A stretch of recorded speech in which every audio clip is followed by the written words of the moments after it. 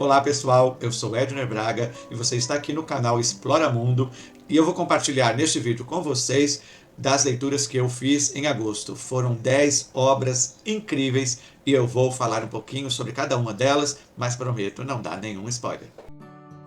Para facilitar a vida de vocês e a minha aqui, eu vou falar desses livros em ordem de classificação do menos melhor, porque eu não vou dizer do pior, porque na verdade eu tive a sorte de não ter feito nenhuma leitura considerada que eu possa considerar como leitura ruim. Então por isso eu estou chamando do menos melhor para o mais melhor e não do menos pior para o melhor, certo? Porque foram 10 boas leituras. É lógico que alguns eu gostei mais, outros eu gostei menos, mas todos são boas leituras. Então vamos começar com o 10º colocado, que é o livro Loucura, de J.R. Johansson. Esse daqui é o livro 3, ou seja, o último livro que encerra a saga, a trilogia Sonâmbulos. É um livro legal, principalmente para quem é aficionado desse gênero de thriller. Aliás, as capas são sensacionais dos 3 livros e eu vou fazer futuramente uma resenha colocando os 3 livros juntos e falando de todos de uma vez. É um livro que eu dei 3 estrelas e meia, não porque ele seja ruim, ele é um bom livro, mas mistura alguns elementos novos, mas muitos clichês do gênero. Em alguns momentos eu achei a narrativa um pouco arrastada e irritante, mas em alguns momentos, de uma forma geral, é um livro legal, principalmente para quem curte muito o gênero. Embora eu goste do gênero, não é o meu preferido. Então tá aqui, é recomendável a leitura? É. Mas foi o menos melhor entre os 10 bons livros que eu li, 10º colocado. O 9º colocado é um livrinho pequeno, rápido de ler, edição aqui de bolso, é do Josué Guimarães, É Tarde para Saber, ambientado no período do regime militar e vai contar então uma história de amor, cuja a interferência é dada pelo governo militar, principalmente do ponto de vista do personagem masculino, porque a menina, que é a Mariana, a história de Mariana e Cássio, Mariana é filha de um rico empresário e que vive protegida no seu apartamento de luxo no Rio de Janeiro, mais especificamente no Leblon, e o Cássio é de origem pobre e envolvido com o outro lado daquele período da ditadura militar, que é o lado que se posicionava contra o regime militar e que lutava pelo fim desse regime. E se passa nos anos 70, no início dos anos 70, que foi um dos períodos mais duros e repressores da ditadura militar, e esse romance então sofre a interferência aí da questão política, e eu não vou falar mais para não dar spoiler. É um texto muito bom, muito bem escrito. Josué Guimarães é hábil em construir uma narrativa, mas como eu tive que classificar, como eu falei, dos menos melhores até os mais melhores, este é um livro muito bom. Eu recomendo muito a leitura e eu também dei 3 estrelas e meia para ele e recomendo. O 8º lugar é No Limite da Razão, de J. Bernleff, que foi um livro muito aclamado, muito vendido quando foi lançado, e ele vai contar, é uma história bastante dramática e triste, porque o narrador é o próprio idoso que se torna vítima do Alzheimer, e então ele vai ser escrito a partir dele mesmo e do que ele vai vivendo, de como ele vai percebendo a perda das suas potencialidades físicas e potencialidades mentais, até o momento da sua finitude. Mas é muito bem escrito e muito tocante. Eu recomendo para aqueles que gostam de chorar durante as suas leituras, se emocionar, né, que são conhecidos como leitores emotivos. E ele ficou em 8º lugar e eu dei 4 estrelas. A Garota que Eu Quero. Gostei demais desse livro. Dei 4 estrelas para ele e classifiquei em 7º lugar entre os melhores. É do mesmo autor de A Menina que Roubava Livros, o Marcus Zusak. O romance se passa na Austrália, é muito bem ambientado e muito tocante, porque se trata de Cameron, que é um adolescente entre mais 2 irmãos e uma irmã, de uma família muito bem estruturada, mas que ele se sente sem importância na família e no mundo, se sente um ser invisível, até que ele se apaixona por uma garota improvável, ou seja, que seria improvável que ela se apaixonasse por ele, e a sua grande sensibilidade diante da vida e diante dessa primeira experiência de amor vai transformando a sua visão de si mesmo, do mundo, da vida e também do amor. É uma história simples, sem grandes reviravoltas, sem grandes dramas, e muito bem escrita e muito emocionante. Eu recomendo, gostei demais, me surpreendeu muito positivamente. Aqui mais um livro, agora em sexto lugar, Fragmentos, de Caio Fernando de Abreu. Bom, eu sou muito suspeito para falar, porque eu sou muito fã do Caio Fernando de Abreu. Eu já li muito esse autor e peguei para reler Fragmentos, que na verdade são 8 textos, 8 ou 9 textos, que já constavam em outras obras do autor e que foram reunidos aqui. Então eu coloquei em quinto lugar, porque se eu estivesse lendo esses contos pela primeira vez, talvez eu colocasse mais lá para frente, segundo, talvez primeiro lugar, porque eu gosto demais. Mas eles para mim não foram textos inéditos. Mas eu acho que é uma boa apresentação, uma boa introdução do autor para quem ainda não leu nada. Eu recomendo muito emotivamente, porque sou muito fã de Caio Fernando de Abreu. Tá aqui uma indicação. Dei 4 estrelas.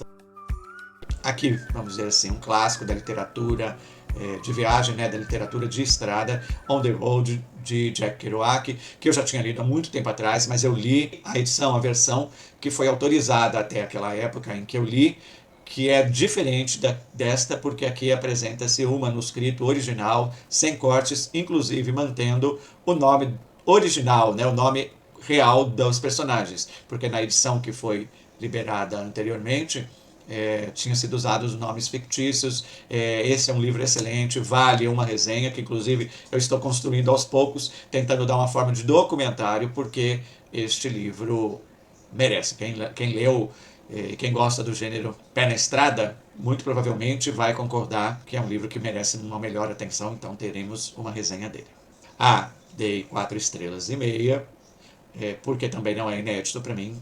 Eu já conhecia a história, já tinha lido anteriormente, mas não tinha lido o manuscrito original, que inclusive essa edição traz alguns ensaios, 4 ensaios a respeito do livro, antes de começar o próprio livro, que também são ensaios excelentes, elucida muito toda a mística que há por trás de On the Road, e principalmente sobre o tal do manuscrito original, que tinha quase que virado lenda até a publicação dele. E a única coisa que não me deixou colocar lá no primeiro lugar e não dar 5 estrelas foi porque essa edição é difícil de ler, as letras são muito pequenininhas, já a diagramação muito apertada, com margens muito pequenas, entre linhas muito estreitas, o que dificulta a leitura, e para alguém tão míope quanto eu, fui sacrificado chegar até o fim.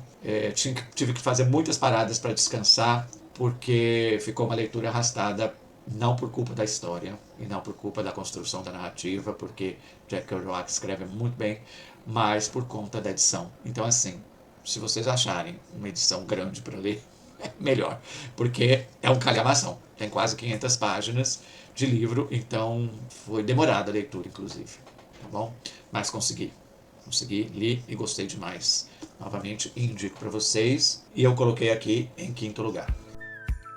Em quarto lugar, uma obra que me surpreendeu muito, chama As Cordas Mágicas. O autor eu já conhecia, já tinha lido outras coisas dele, é o Mitch Albom. E eu não estou com o livro aqui porque era emprestado, eu já tive que devolver, mas eu recomendo muito.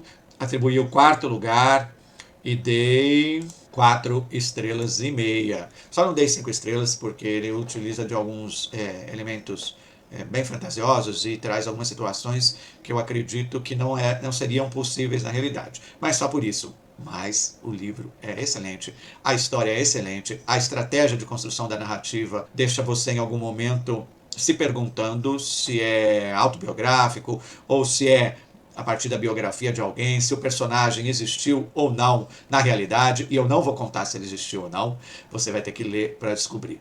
Mas a história é sensacional, trabalha com a questão de uma história de vida muito difícil, até chegar ao estrelato de um grande músico, Frank Preston, que supostamente fez backing vocal para Elvis Presley, então que viveu aquela realidade, aquela época do surgimento do rock, do blues, e que supostamente conviveu com grandes músicos, mas não vou contar mais nada da história, porque é uma história excelente, eu recomendo.